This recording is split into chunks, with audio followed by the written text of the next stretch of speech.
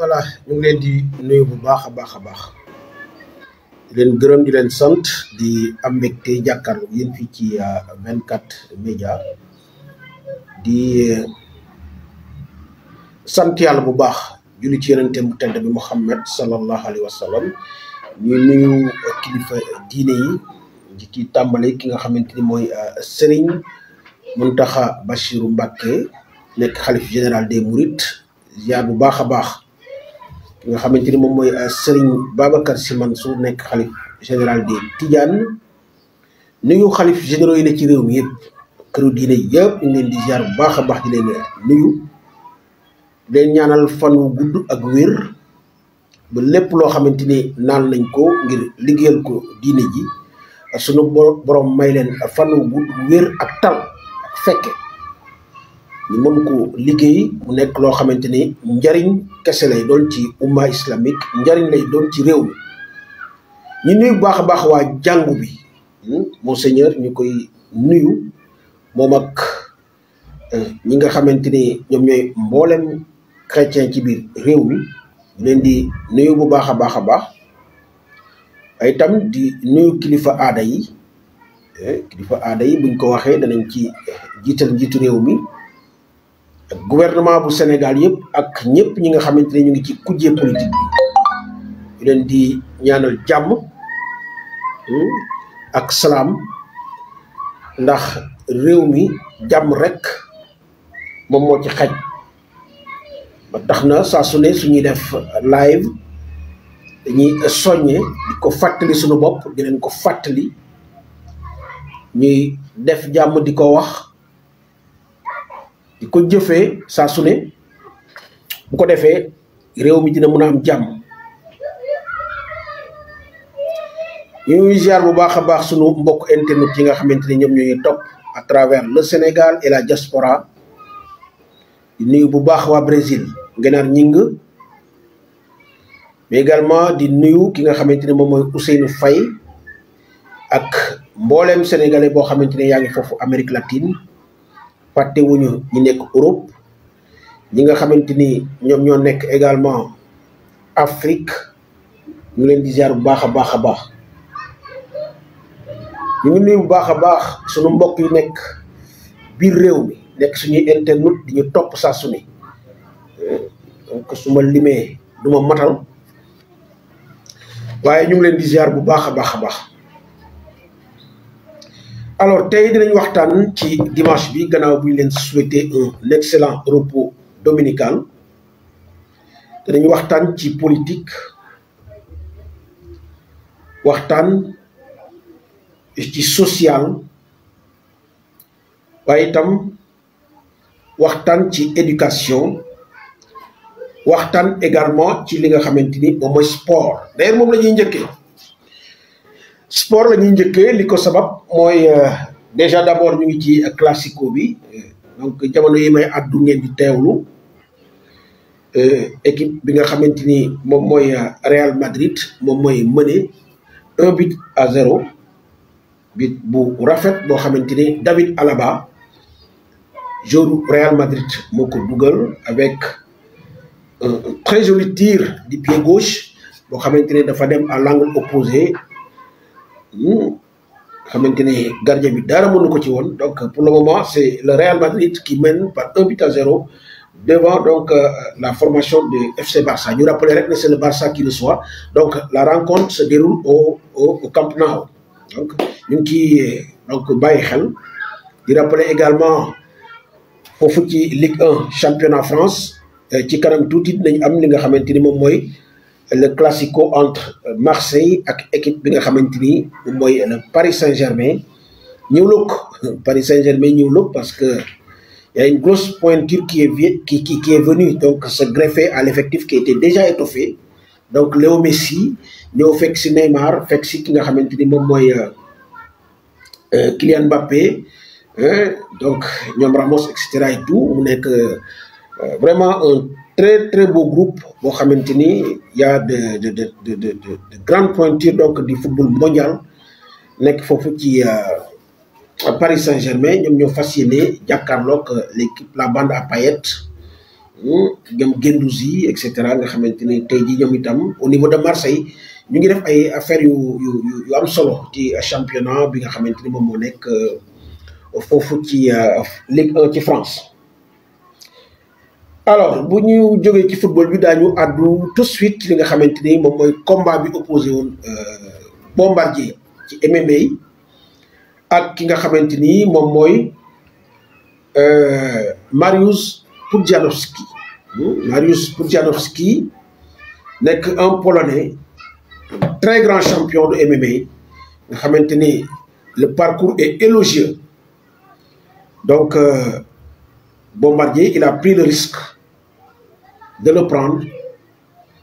donc avec tout ce que ça comportait comme risque malgré tout c'est un champion Bombardier il y a lieu quand même de l'encourager de le féliciter ci en tout cas fit bi mu am croisé ki nga xamante ni moom mooy Mariusz Pudzianowski nga xamante ni ils sont nombreux c'est ce qui pratique le MMA dañ koy teggi parce que c'est un athlète qui est très coriace doté donc d'une force de frappe inouïe donc kooku la Bombardier doon croisé en tout cas démb ñu gis combat bi ni mu demee donc en l'espace de quelques secondes Bombardier donc s'est retrouvé par terre complètement KO mu nekk loo xamante ni xëy na dina métti ñu bëri nga xamante ni ay supporters am lañu wala sax ay sénégalais parce que Bombardier bu teewee Pologne foofu ca Varsovie donc dafay teewal Sénégal donc il a le drapeau national donc on rappelle que le Real Madrid vient de corser la rencontre donc Real dugalaat na beneen but donc muy 2-0 donc contre le FC Barça donc on va au fur et à mesure donc suivre cette rencontre qui se déroule en live actuellement donc à Barça au Camp Nou donc pour dire tout simplement que c'est le Real qui mène par 2-0 donc pour revenir rek ci li nga doon xamante ne moom lañ doon wax ci Bombardier wax ni il a en tout cas croisé le fer avec quelqu'un boo xamante ni dëgg-dëgg en termes d'expérience en termes également de présence physique taxawaay physiquement donc mën nañ jàpp ne en tout cas Pudzianowski moo gënoon a taxaw démb la preuve est seetlu nañ ne c'est quelqu'un qui a étudié son adversaire Pudzianowski dafa jàng ki nga xamante ne moom mooy Bombardier xool ses forces et ses faiblesses donc il a compris que Bombardier dafa nekk genre lutteur yi nga xamante ni boo leen provoqué automatiquement donc dañuy ñëw dal sa kaw et c'est exactement ce qui s'est passé gis nañu mu padd ko ñaari yoon ce que Bombardier n'a pas supporté automatiquement donc mu daw song ko bi mu ko songee aussi il a baissé sa garde ce que le Polonais a compris exploité ko donc avec bien entendu donc un droit foudroyant mu dal di ko en tout cas yóbbu terre donc voilà le combat commence à se dérouler en l'espace de quelques secondes donc Bombardier donc s'est retrouvé complètement KO mu nekk loo xamante ni dinañ ci def jàngat quand même ci MMA parce que li ñu seetlu mooy ils sont nombreux les lutteurs sénégalais yi nga xamante ni ñu ngi commencé di pratiquer ce sport qui n'a rien à voir avec la lutte sénégalaise dañu waxante dëgg parce que fii nii dañuy faral di wax ne dóor pour wut buntu la mais MMA dóor pour yóbbu la ardu la donc complètement garé la donc c'est deux sports qui sont différents même si c'est des sports de contact xam nañ ne MMA am na une très grande différence ak li nga xamante ni moom mooy donc lutte avec frappe bi ñuy pratiquer fii ci Sénégal donc il suffit pas tout simplement d'être musclé am musculature bu impressionnante pour mën a dem bokk ci li nga xamante ni moom mooy MMA c'est vrai que ça paye beaucoup am na xaalis te bu ñu xoolee contexte bi nga xamante ni moom la lutte sénégalaise nekk mu nekk une sorte de morosité nga xamante ni ils sont donc juste une poignée de privilégiés ñoom ñooy am ay combat di ci am en tout cas lu ñu mun a dundee et la masse critique des lutteurs nga xamante ni bari nañ macha allah car donc voilà en tout cas 2 ans ak 3 ans donc ñu ngi donc raser les murs mënuñu am combat te dëgg-dëgg am nañu soxla ñenn ñi daaw nañu émigré ji alors ñeneen ñi en tout cas ils sont retournés à leur boulot ñi ci amutoon liggéey ñu ngi chômé te loolu nekk na loo xamante ne xëy na c'était pas donc li taxoon ñu bàyyi lépp ils ont tout laissé tomber pour se consacrer à la lutte. Donc le contexte Covid mu ngi fi mais également la crise qu'il y a dans l'arène de façon globale parce que ku nekk xam na ne arène bi dafay traverser une crise boo xamante ni bu doy waar la parce que tout simplement ñi nga xamante ni ñoom ñooy les promoteurs attanatuñu les charges inhérentes à l'organisation des combats. Donc pour ñu ficeler un combat boo xamante ni c'est de grosse pointure ñoom attanatuñu charge yi parce que ñi nga xamante ni ñoom ñoo leen doon gunge ci charge yi bu nekk donc en tout cas les entreprises yi nga xamante ne dañuy wone seeni produits ñoom en tout cas ce qui se passe dans la lutte le contexte de violence mais le contexte de crise sanitaire bi nga xamante ni dafa indi ay problèmes yu bare loofal li nga xamante ne mooy koom-koomu réew yëpp adduna bi loolu yëpp daf ci bokk def de sorte que en tout cas fi mu toll nii il est très difficile pour beaucoup de promoteurs ñu mun a assurer en tout cas donc des combats yi nga xamante ni amateurs yi ñu ngi koy xaar. Et puis les gens se posent des questions même ñi nga xamante ni ils parviennent à ficeler des combats comment ils font donc beaucoup de gens se posent les questions par exemple ku mel ni Gaston Mbengue naka la def ba mun di ficeler de tel combat ñeneen ñi gis nañ ko ku ci mel ni Luc Nicolaï. Alors on est en train de voir à chaque fois ñuy repousser combat yi di leen repousser donc juste pour dire que MMA lutteur sénégalais dañ ko jàppe une aubaine boo xamante ni ñu ngi nuyu bu baax Ngenar Ñing sànq rek maa ngi lay tudd Ngenar borom Brésil borom 24 médias donc ñuy rappeler ne Barcelone dugal na benn but donc le score ils ont réduit le score fi mu toll nii on est à 2-1 donc en faveur du Real Madrid donc Ngenar sànq laa lay tudd borom Brésil di la ziar bu baax a baax di la wax ziarel ma ki nga xamante ne moom mooy Ousseynou Faye ak mbooleem sénégalais yi nekk foofu ci diwaanu Brésil donc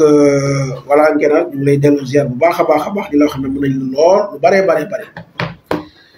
donc yaakaar naa ne ci dimanche bi yaa ngi noppalu bu baax foofu ci Brésil te xëy na taw yi xanaa war nañoo wàññeeku donc di wax ne les lutteurs sénégalais pour revenir donc au sujet dañu jàppe li nga xamante ne moom mooy MMA ko jàppe aubaine ba tax ñu si bëri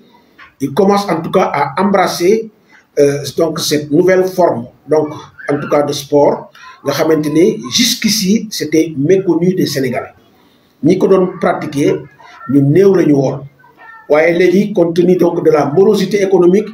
de la situation économique très compliquée au niveau de l'arène tax na bëri na ay mbër yoo xamante ne actuellement daw nañu dem embrasser li nga xamante ne moom mooy une carrière en MMA mais loolu dafa laaj en tout cas yenn dispositions yi pour nga mun a en tout cas vivre dund ci cadre MMA il ne s'agit pas simplement d'avoir un paquet de muscles donc une bonne musculature donc wala nga doon ku mën a bëri un très grand champion ici pour être un champion fële en MMA ça n'a rien à voir dafa laaj une préparation boo xamante ni athlète buy dem di ko wuti na nga fexe ñu préparer la psychologiquement physiquement nga am tous les atouts nécessaires pour mën a dékku ñi nga xamante ne moom mooy tubaab yi gis nañu ñi nga xamante ni ñoo fi jot a am ay combats Bombardier a fait 3 sorties yi il a gagné les 2 troisième bi gis ngeen ko Mariusz Pudzianowski moom moo ko arrêté net donc en quelques secondes donc mu woon ko ni alors malgré peut-être li nga nekk un champion malgré le fait que tu as une très bonne musculature nekk un bel athlète terewut lu bëri manqué na la donc ñëpp seetaan nañ combat bi ñëpp xam nañ ne Bombardier bi li ko dese ci MMA bëri na trop pour mu mun a affirmer wu comme il se doit gis nañu également ki nga xamante ni moom mooy Reug Reug mu amoon une très bonne lancée daal di daan ngala nii ak keneen kii comme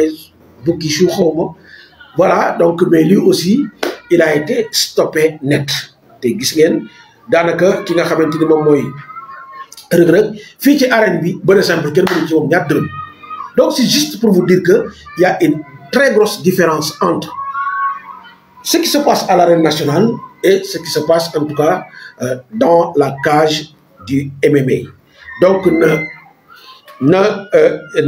mbëru Sénégal yi dem ñu payer en tout cas les services de professionnels ñu jàngal leen li nga xamante ne moom mooy MMA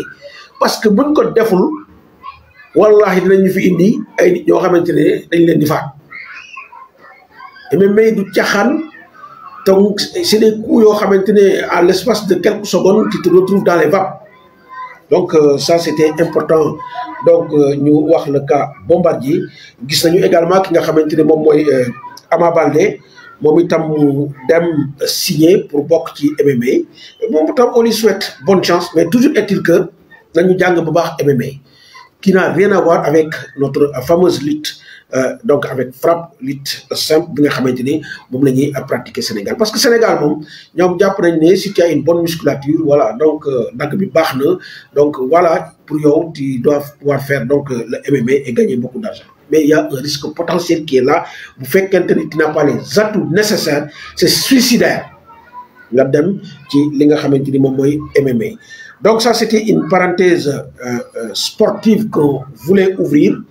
ci sunu waxtaanu tey bi ñu fas yéene ñëw ci li nga xamante ni moom mooy politique politique daañu ci wax ci anam yu bare bare nuy bu baax a baax ki nga xamante ni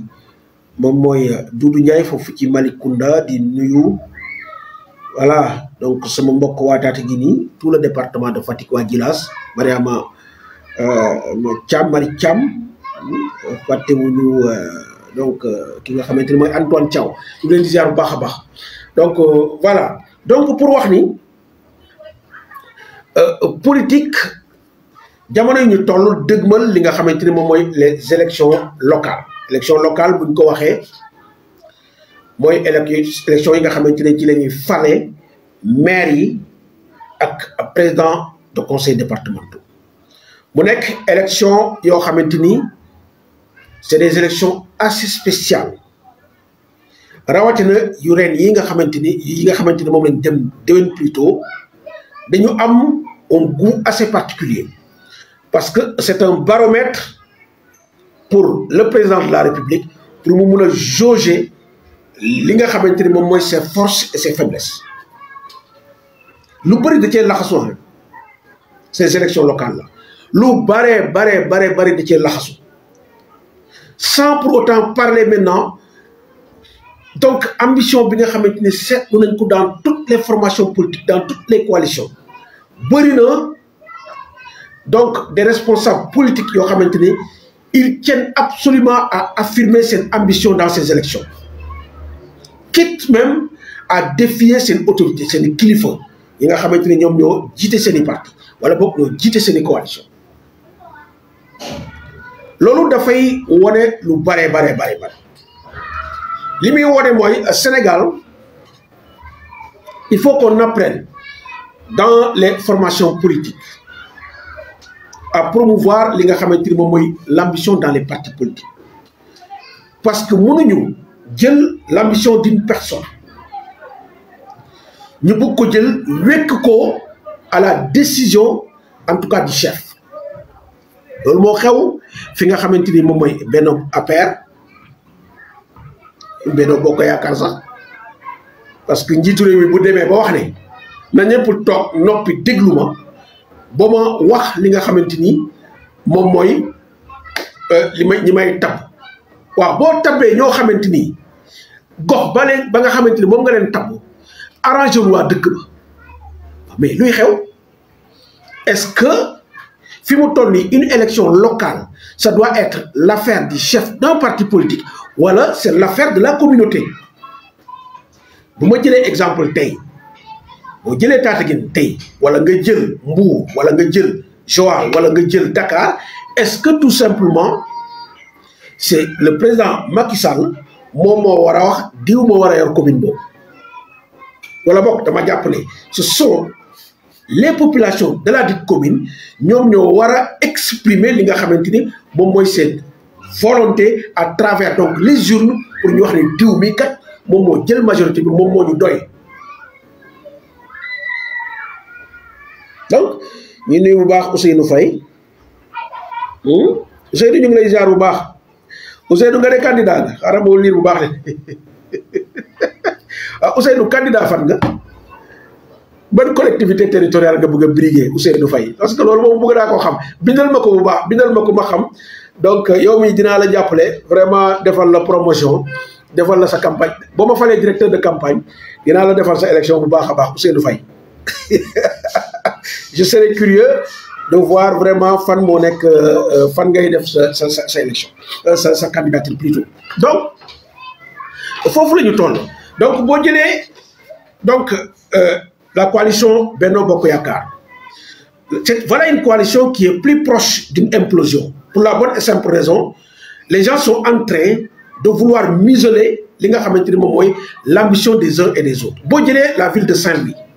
nga xamante ni c'est le gendre du président Gorom moo fa ne Mansour Faye ak ki nga xamante ni moom mooy Mary Teuw Niane ancien ministre Mary Teuw Niane nga xamante ni il a exprimé sa volonté de vouloir briguer li nga xamante ni moom mooy la mairie de Saint-Louis mu nekk loo xam ne dañ ko koy considérer parce que quand même c'est un homme politique te itam dafa am ambition ce qui est tout à fait normal et légitime pour un responsable politique d'avoir de l'ambition et de dire que ben écoutez voilà man damay briguer donc collectivité territoriale bi et loolu à juste raison mais ce qu'on a vu c'est que Mary Teuw Niane fi mu toll nii on le traite de tous les noms d'oiseaux que comme quoi il est en train de défier l'autorité du chef de l'État donc ma yaakaar ne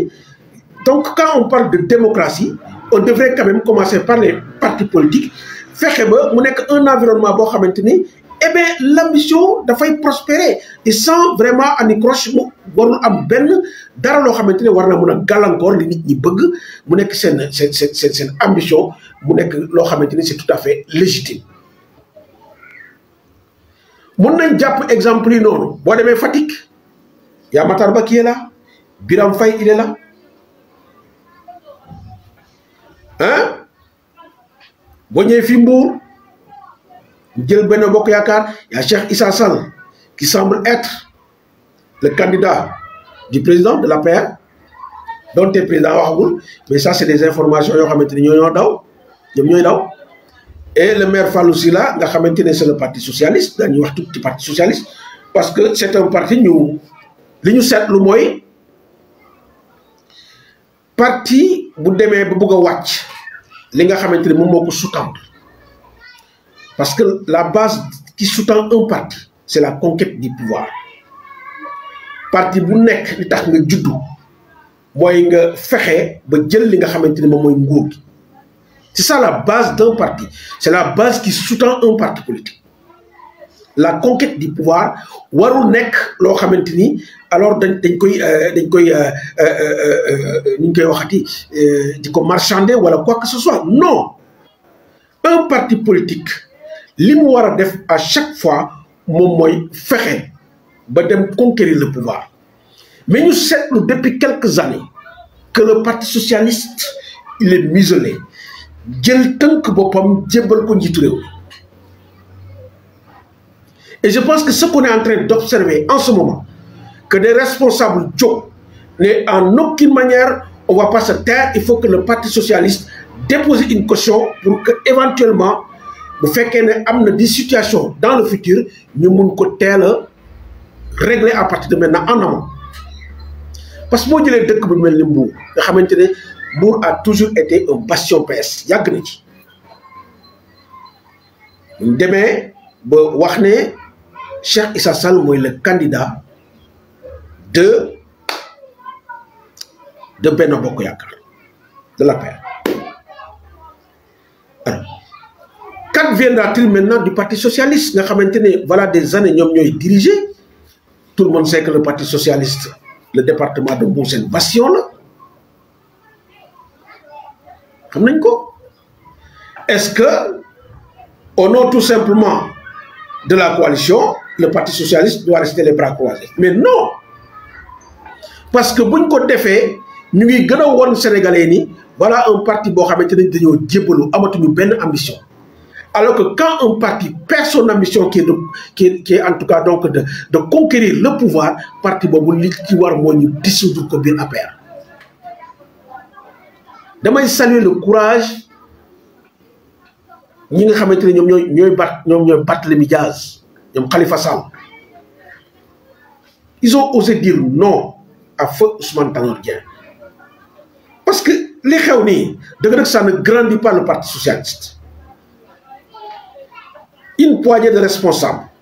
ñoo nek au poste bo jëlé Aminata Mbengue Ndiaye xamanteni on l'a connu pour son courage, on l'a connu pour en tout cas le fait qu'elle soit en tout cas un modèle dans les luttes politiques. Ñu xamé ko lool tay ji elle est dans sa bulle, on ne l'entend plus waxatul. Donc elle est dans son bureau, fauteuil douillet avec une caisse noire bien garnie, waxatul ci dara lo xamanteni en tout cas da fay dem à l'encontre de ce que le président de la République veut. Hein? Alors que ñepp xam nañ né l'APR a des visées sur la ville de Mbour. Ils n'ont jamais accepté en tout cas que le maire de Mbour soit du Parti socialiste. C'est évident. Ma ngi dégg Wilane au niveau de Kaffrine muy naan alors bu fekkente ne moom jëluñu ko il va se résigner etc. Mais non, ça ne ressemble pas à Wilane. Wilane doit se battre. C'est pas parce que Abdoulaye Seydou Sow est là, il a beaucoup plus de moyens, il a donc les largesses du pouvoir, gars yi donc d'après nañ ko que alors il doit baisser les armes. Non, il doit se battre. Wilane, il doit se battre. Ousseynou Faye ñu lire li nga xamanteni mom nga bind. Donc, ci région de Diourbel, commune de Patar. Fofu nga bëgg doon candidat. Sa way dina la jappalé def ma directeur de campagne. Ousseynou, o fi nga am directeur de campagne xam dam tong. Am dam tong bo gagné. Donc voilà. Lolu man mën na la ko wax. Donc di ko ziar bu baaxa baax. Donc en tout cas bari na des candidatures fantaisistes yo xamanteni ils sont nombreux et ils sont là que pour amuser la galerie, mais xam nañ né les élections laaj ñom jégewuñ ko sax ba koy am parce que il faut avoir vraiment les moyens d'aller aux élections, les moyens, mais également am une certaine crédibilité, une certaine assise aussi bien financière que populaire. Lolu du ñu sax taxale. Alors ñu ñëw ci kaaw Pastef. C'est important parce que wax na ci Parti socialiste dina ñëw ci Pastef. Dama dégg ñuy reprocher au Pastef des ambitions démesurées. Mais ñi wax lolu dañu xamuñu li ñuy wax. Néna un parti politique bu fekkente né da nga wacc li nga xamanteni mom moy la conquête du pouvoir boy bo nga dissoudre parti bo. Ils ont raison. Il n'y a pas d'ambition démesurée ici. Képp ko xamanteni t'es un parti légalement constitué, li la war moy nga xex ba gagner le maximum de collectivités territoriales. Parce que lolu dafa bok ci force politique bo xamanteni mom moy propulser le leader vers le fauteuil présidentiel. Donc, ceux qui disent que le PASTEF, ils ont une ambition démesurée, ils ne savent pas ce que c'est que la réelle politique. Vous avez parfaitement raison d'avoir une ambition démesurée. Allez à l'assaut des collectivités territoriales et gagnez-en le maximum parce que c'est des élections qui ont un goût particulier. C'est des élections qui vont servir de baromètre. Est-ce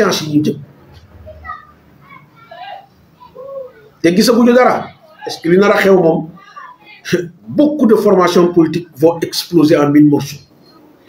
Parce qu'on ne peut pas, tout simplement, pour les beaux yeux plutôt d'un chef, vouloir en tout cas donc embrigader des responsables qui ont longtemps lutté, qui ont investi beaucoup de moyens. Alors voilà, taisez-vous, ne dites absolument rien et laissez-moi faire les choix qu'il faut. Qu'est-ce qui nous dit que ces choix-là seront les meilleurs pour les populations? Laissez les populations dire librement ce choisir. C'est ça la démocratie. C'est ça la démocratie. C'est ça la démocratie. Donc, loolu on tenait vraiment à le dire sur le Pastef nga xamante ni ñoom ils avaient pris la décision au niveau de Dakar de sortir de Yewwi Askan Wi et de faire de mettre leurs propres responsables et aller à la conquête bien entendu donc des mairies de Dakar mu nekk loo xamante ni man de bokkuma ci ñi nga xamante ni dañ leen di ŋañ non non non parti moom bu leen ci kenn nax c'est la conquête du pouvoir bu loolu bu jeexee bu dañee parti boobu amatul sa raison d'être il faut ñu dissoudre ko ci fa mu ne et c'est ce qui est en train d'arriver au Parti socialiste c'est ce qui est en train parti bu toll noonu le parti le mieux structuré au Sénégal am histoire bu toll noonu tey jii ñu lonk ko rek kor ko câble di ko yóbbaale les responsables dañu war a bañ loolu les responsables doivent refuser en tout cas cet état de fait ñuy nuyu bu baax a baax Ousseynou Diallo ñu ngi koy ziar bu baax a baax di ko ziar moom itam donc le Parti socialiste méconnaissable kenn xamatu ko donc gis naa keroog un responsable d'ailleurs du Parti socialiste qui a mi song Aminata Mbengue Ndiaye di ko wax ne trahir le Parti socialiste soreetu ko nag soreetu ko parce que Parti socialiste moom niñ ko bëgg a def neexul kenn donc ñun ñi nga xamante ne sax nous ne sommes pas des socialistes dëgg-dëgg neexuñu parce que un parti légalement constitué sa base la base qui le sous-tend li nga xamante ni mooy li ko lal c'est la conquête du pouvoir mënuñu depuis 2012 ñuy céder des concessions di may lépp di jox lépp APR au nom d'une coalition. Il est temps quand même que le Parti socialiste reprenne li nga xamante ni moom la fi amoon ci réew mi donc voilà la situation politique du pays ni nga xamante ni noonu la tëddee donc ñu naan wait and see, on verra ce que les jours à venir en tout cas vont montrer, mais ce qui est sûr et certain, les problèmes ne font que démarrer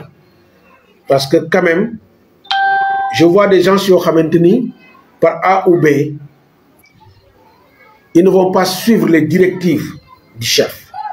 quitte à ce que nous dem jàppale sax de l'opposition. Et je sais que le président de la République fi muy génne sa liste donc ce sera tellement chronométré de sorte que ñi muy jël ñi nga xamante ne jëluñu ils n'auront plus aucune possibilité dañ mën a déposer caution parce que ce sera limite à un moment limite boo xamante ni foofu lay génne sa liste c'est sûr et certain.